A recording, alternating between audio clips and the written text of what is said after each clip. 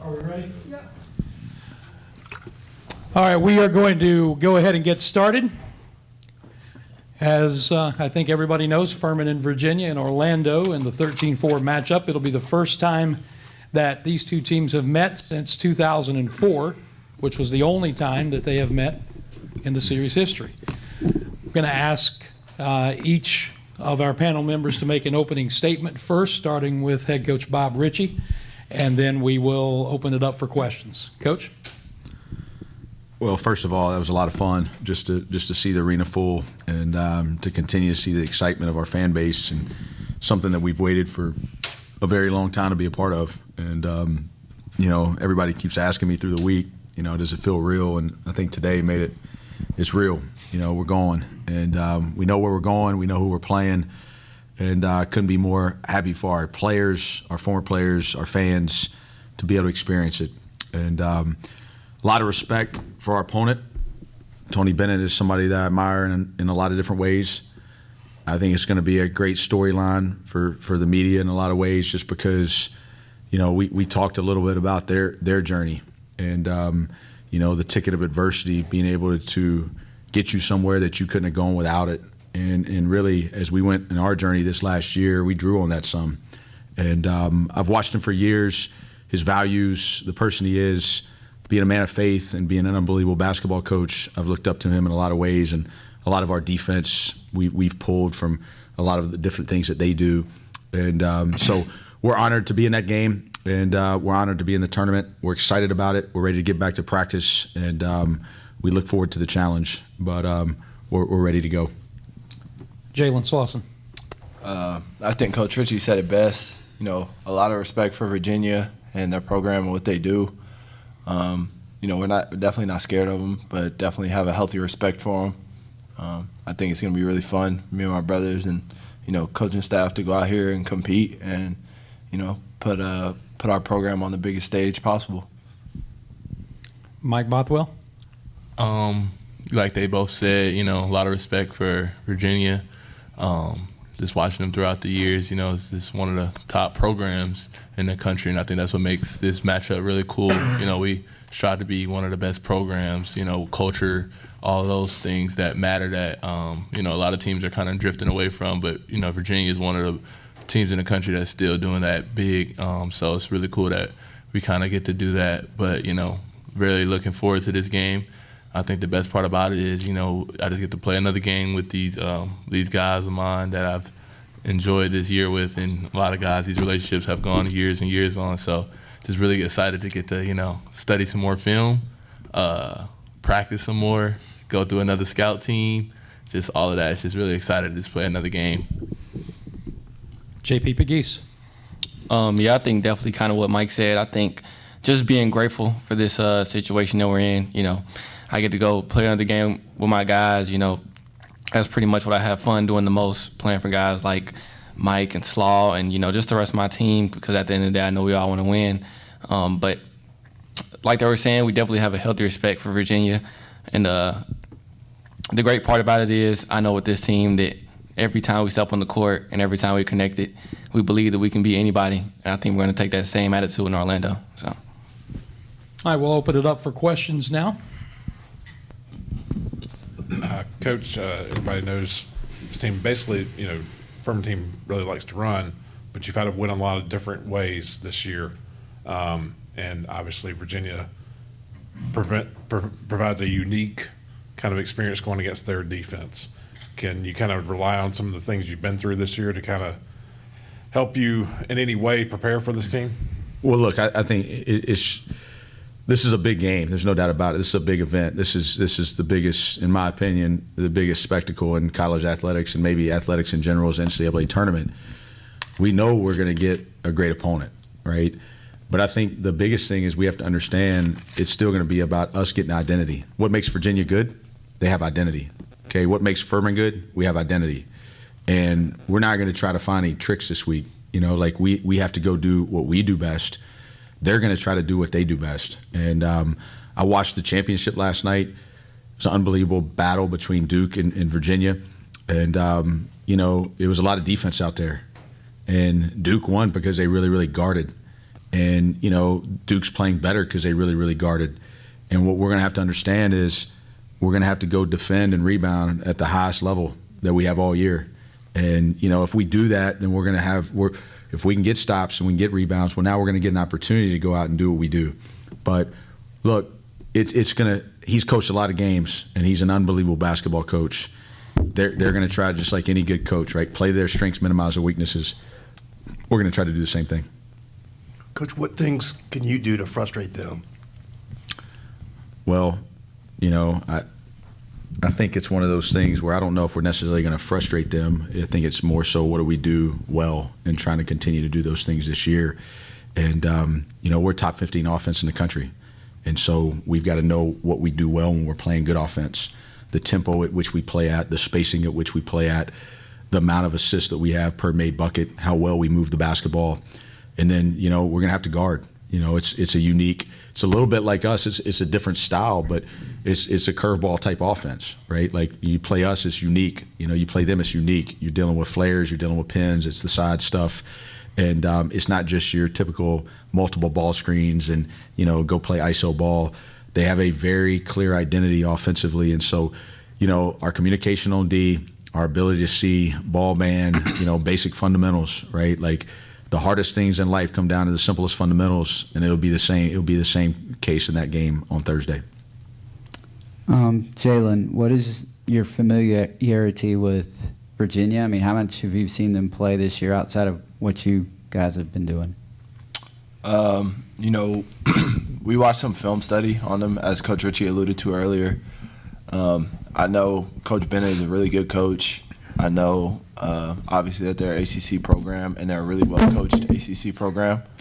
So, like they've been saying, they have an identity. They're a little bit abnormal for a high major aspect, but like we said, we'll probably focus on us tomorrow and get Furman better tomorrow, and then we'll really start worrying about Virginia on Tuesday.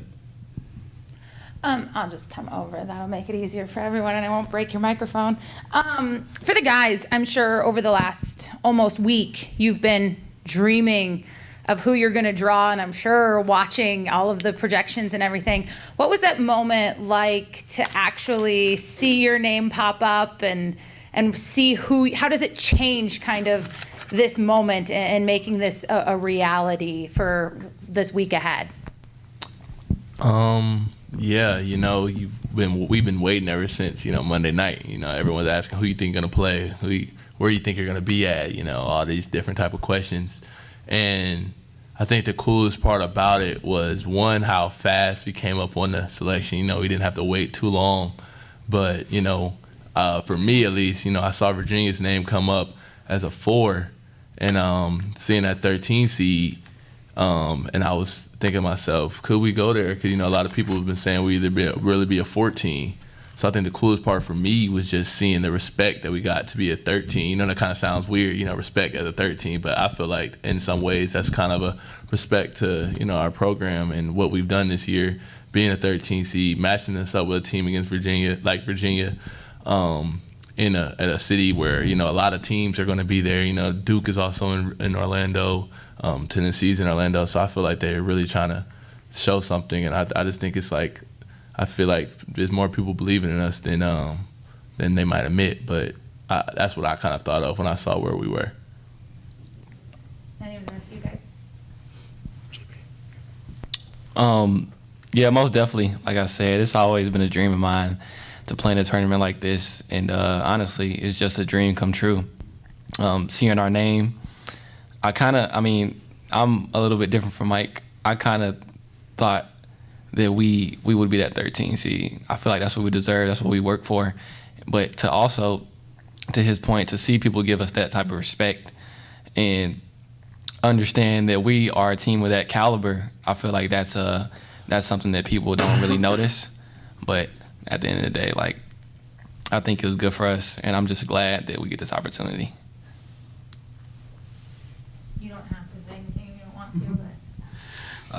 No, I think those two did a great job summing it up. I was a little bit closer to JP. I was thinking we were gonna get that 13 seed. I just didn't know who we were going to be playing against. But definitely great to see to be able to see it and feel that rush of excitement, seeing our name pop up on that screen. Mike, those who were in Timmons for the watch party tonight saw a video that was put together by the department here. And I don't know if the people who were in Asheville on Monday, because of all the celebration that was going on, caught what you did that was shown on that video. While everything is going on over here, you went to the spot of last year. And just talk about what you were doing, why you did that, and how all that plays into this moment. I kind of said this on Mark Ryan's ESPN Upstate show. I had the screensaver of my phone was a picture of me and Alex Williams hugging and embracing, watching the confetti fall last year. And it's been a whole message, turning pain into purpose. The shot was either going to be a stumbling block or a stepping stone. And I was determined ever since that day to make it a stepping stone. So, JP had asked me, did I want the ball to throw up? I said, no, I know where I want to go. I wanted to go right to where I was laying out on the court, and I didn't care if one soul in that whole gym saw me. It was just for me. And I think that's just a testament of our life. I think that's the best story about this all. We're all going to take this lesson many different ways into our different avenues and different types of adversity we're going to have in life. But for me, it was about going back to where I kind of got knocked down and being able to stand up this time and celebrate. So, yeah. Jalen, it felt like late in the regular season, maybe it was kind of a grind to get to Sanford.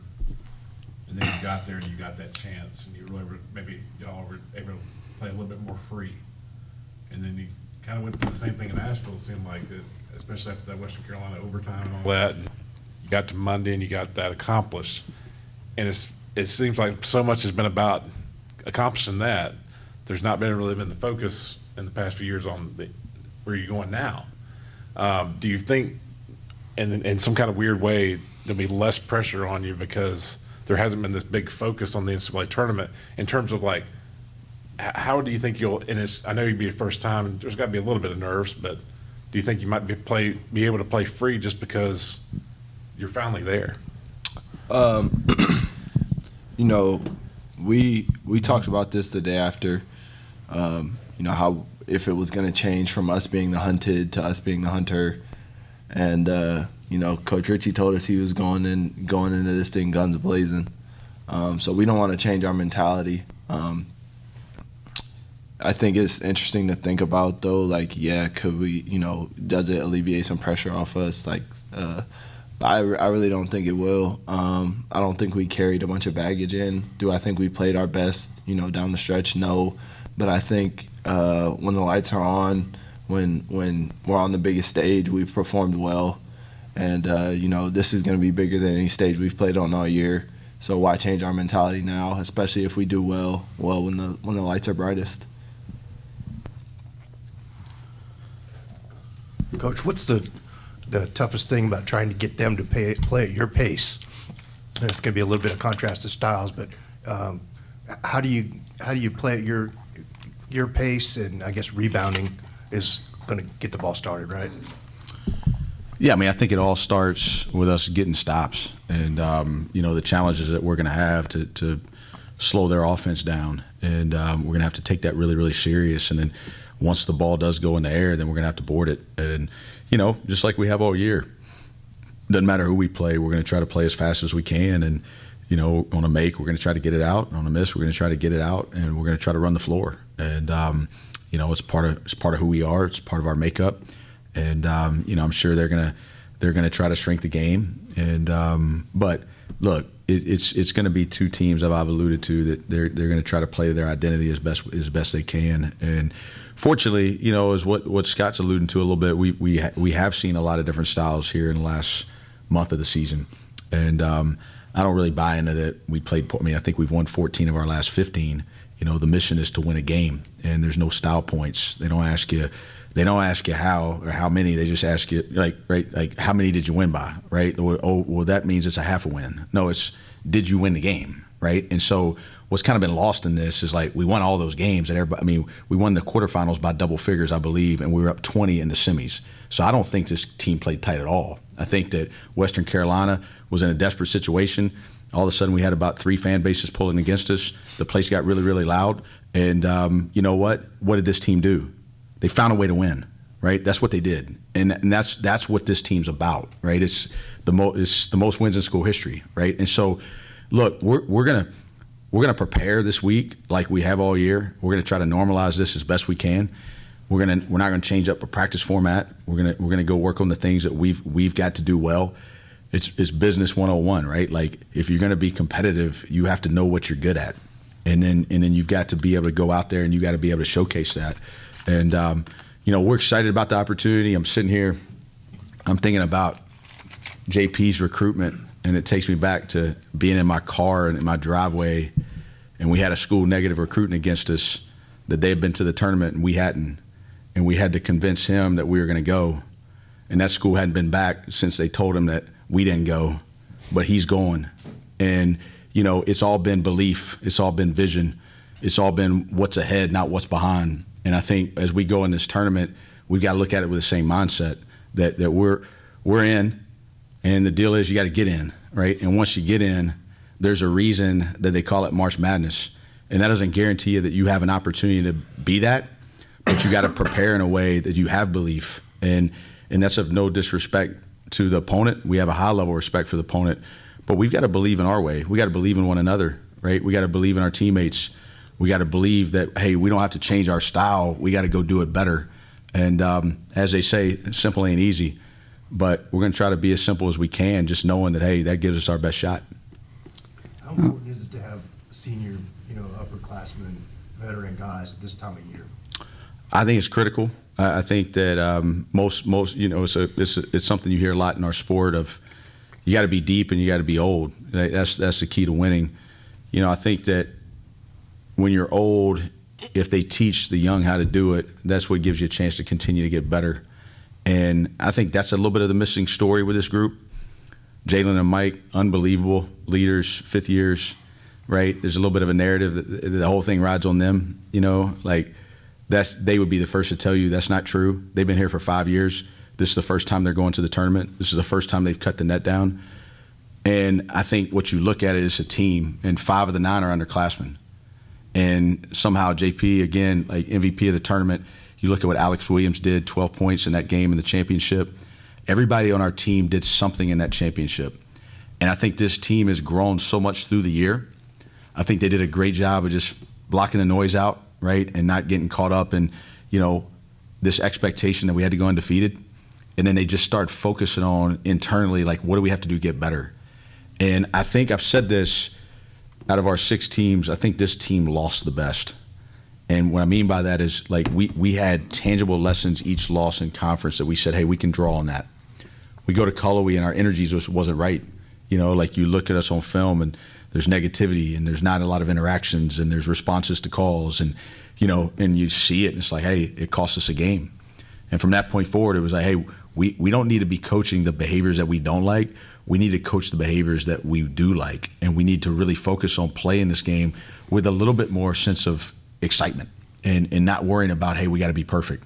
Well, then we lose to Greensboro at home, up 13 with 8 minutes to go, right? We don't play a backup point guard. We move Mike to point. JP starts cramping. We don't play enough people. It was my fault. And so after that game, it's like, hey, we have to trust our depth. We have to trust our 9. We have to trust our team. And we did that the rest of the way. And then we lose at Citadel. And what could have been a devastating loss turned into a moment where, the lesson we learned there was anybody can beat us. And we have to understand that every time we step on this court the remainder of the year, we've got to be ready to be at our best. And they played incredible that night. They did. But we had won 8 in a row. They had lost 6 in a row. And I think we got off that bus that night, and Sanford had beaten Greensboro for basically to shake up the top. And we saw that, hey, look, if we win the last 3, we control our destiny. And I told the team, I said, hey, we're going to have to win 3 in a row on the back end of this. We might as well try it right here. And we said ETSU was going to be the quarters and Mercer was going to be the semis, and we're going to have to go to Birmingham for the championship. And this group just embraced that. like they loved it. You know, it wasn't a deal of like, well, coach is putting pressure on us. It's like, no, this is what we signed up for. And, you know, it's been a fun ride. As you know, you've been covering sport a long time, Todd. Like, seasons are lifetimes. I mean, they're just journeys, and they're up and they're down and they're fun and they're hard. But this group, going back to your question, they've led it from the top, but their leadership has allowed our players to grow. And then now all of a sudden when they're doing that, they've played as the best they've played since they've been here, but they've also led the best, and they've been able to really encourage a group to be all a part of it. And to tie it all together, you might have heard me say this in postgame. I told a story of Mike in the championship game. There's about 15 minutes to play, and he comes up to him and he said, hey, make sure we get Carter in the game. Like, it's going to take the whole team. And like most people, especially when you're a fifth year, we've seen this in college basketball already a little bit, there's like this entitlement that comes with like, hey, I did your program a favor by coming back. This is my show. And the danger that nobody writes about is like, they could have divided this. And they could have said, well, which show is this? Is this the Bothwell show or is this the Slawson show? And they didn't do any of that. There wasn't expectation of shots. There wasn't expectation of points. Instead, he's telling me to get the backup point guard in the game. And I think that's why we're able to have the celebration we had tonight. You covered a lot of great teams in your time. And that's always the commonality, right? Like, it's team. And as much as we love them, as much as I'm going to fight to get their jerseys retired in those rafters, what they did this year is they personified team, and they made sure everybody in the program knew how important that was, and they got rewarded for it. Coach, looking way back a few lifetimes, going back to the first of the season in the Charleston Classic, how much did that tournament prepare this team for, you know, the tournament coming up? I think that the competition there was pretty elite. Yeah, I don't know if it was so much who we were playing. I mean, I think we beat an SEC school at that tournament, if I'm not mistaken. And I think we lost to Penn State by 4, which I think they're in the dance, right? Probably a little bit of overreaction in some ways by myself and all of us a little bit. You know, we had beaten Belmont here by double digits, and everybody was excited. It was our first ESPN event.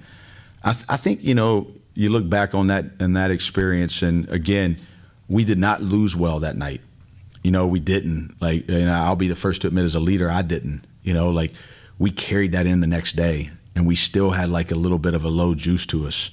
And Old Dominion came out, you know, firing, and before you know it, we were down on the mat again. And, you know, we were off that Saturday, and we talked a lot in the hotel. We canceled practice that day. We had a really, really good team meeting about just the purpose of why we do what we do. And we went out Sunday, and I thought we played with tremendous joy. And I think we won by 19 on it versus South Carolina. And it was one of those moments of just, hey, you know, challenging event, would have loved to go differently. But listen, we've had good Novembers around here, okay? Like, that's fine. We wanted to have a good March. And, you know, we've had undefeated Novembers around here, and it didn't match to a great March. And so what we had to do was kind of block it all out and say, hey, how do we build from this? How do we learn from this? We had guys playing out there that hadn't played the role they had, right? And so me as a coach, I had to stand by them. I didn't have to, I had to make sure that JP knew, like, you're the point guard of the future here, right? Like, we're putting the ball in your hands. We believe in you. And he wasn't the only one. There was a lot of different guys that needed that. And that was a time where we had to come together. And, there wasn't a ring passed out that night. You go back and look. It's interesting. You go back and look at all the 8 teams in that event. And, you know, some might have felt like their seasons were going a certain way at that point and didn't go that way, right? And vice versa. And it's a good lesson for all of us. You know, nothing's really settled in November. Bob, you mentioned it out there about this being for all those guys that came before. You talk about senior leadership needing to teach that next generation. I talked to Andrew Brown out there. He said he's heading to Orlando. Can't wait to be there. When you talk about the guys that helped make this moment possible, what does that mean to you? What do those guys, how often are they in your head, in your heart as you do this?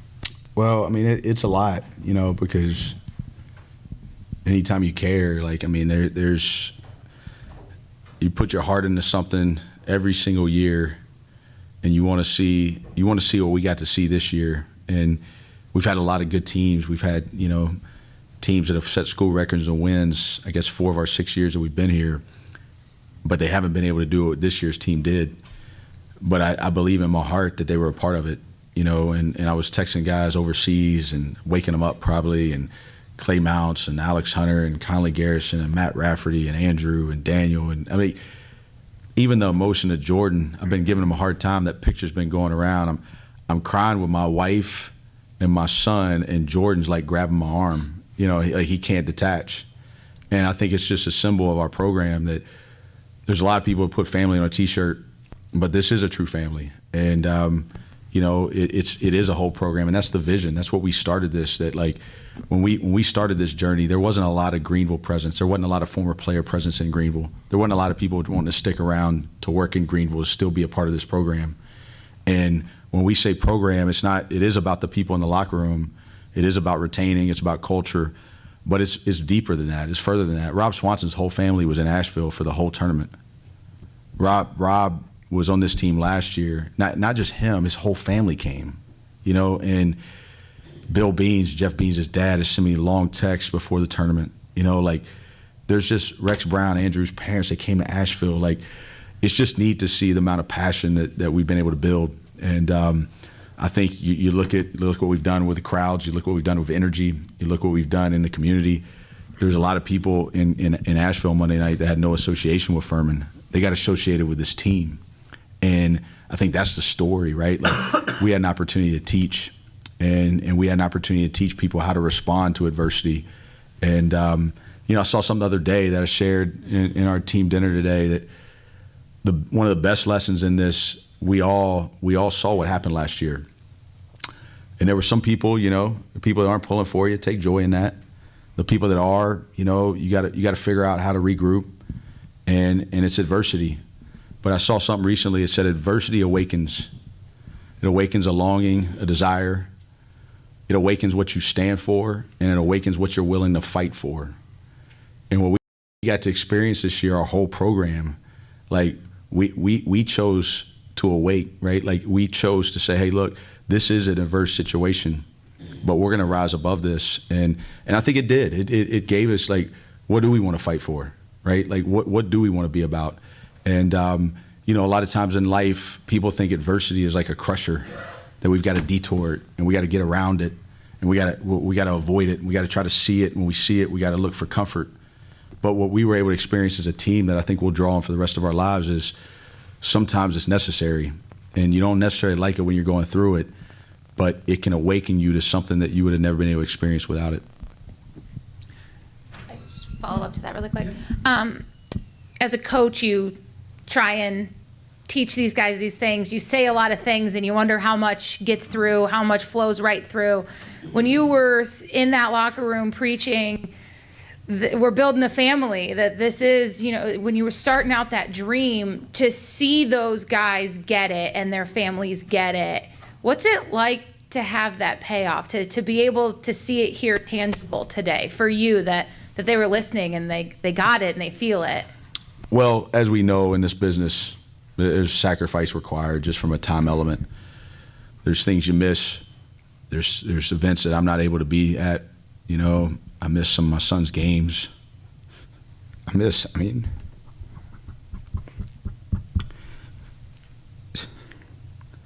my daughter's volleyball games yesterday. I mean, it's just like, it's what you sign up for. You know, like you're not going to be able to be at everything, but you got to know there's purpose in it.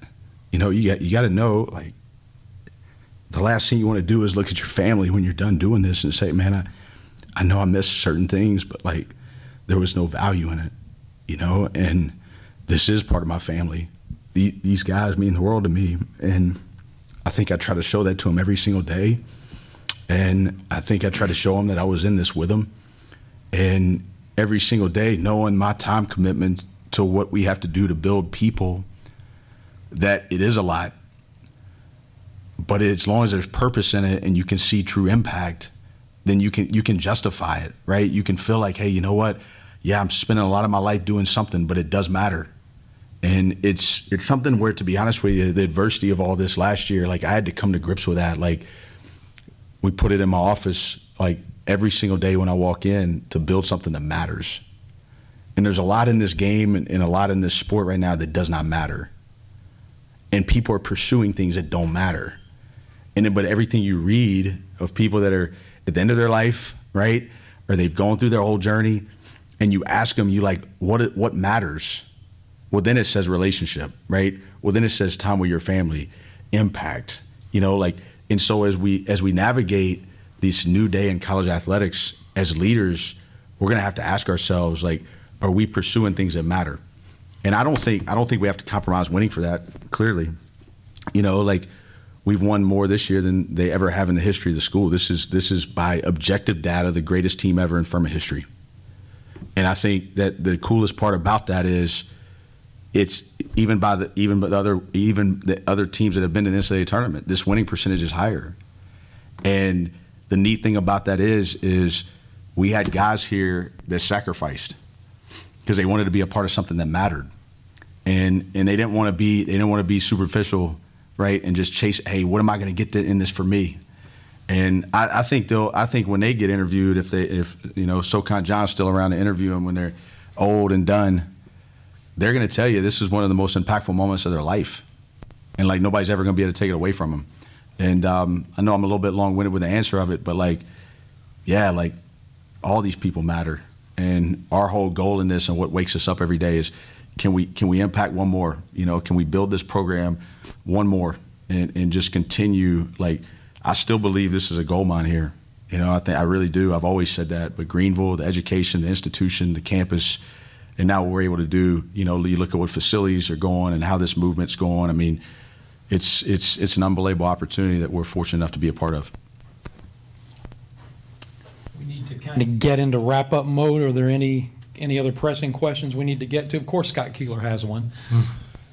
I talked to Jalen. I know he's excited about going where it's warm, but I wanted to ask Mike, and I also wanted to ask, Greensboro was a possibility, and I'm sure y'all would have loved going anywhere, but to get to go somewhere different than you go every year, and I know you were probably pulling for Columbus, but because it's home, sort of, but just the whole chance to go play somewhere new. Can you kind of speak to that? Yeah, I think that showed a lot of our team's excitement too. A lot of us been talking in our circles, and Orlando was a name that kept popping up of a place that we really wanted a chance to go. So yeah, I think it's going to be really exciting. If I'm not mistaken, we're going to play in the NBA arena, where the Magic play.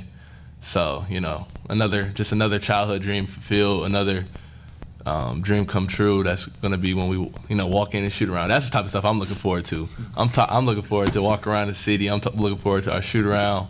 I'm looking forward to all the pageantry that leads up to the game, and then obviously the game too. But we're just going to relish in every moment. It's stuff that not guaranteed, not promised, and it's going to be super fun. And I'm just glad I get to do it with, like Coach said, all of us together. I know all our family, coaches' families will be there. Our family will be there. It's just stuff that we'll remember forever, so that's the best part. What we'll do is we'll ask Coach and these guys to hang around just for a few minutes. If you have any one-on-one questions you want to ask them quickly before we wrap it up. But Coach Bob Richey, Jalen Slawson, JP Pegues, Mike Bothwell, thank you. Congratulations. And again, it is Thursday, time to be determined, in Orlando against number 4 seed Virginia. Let's go Dens.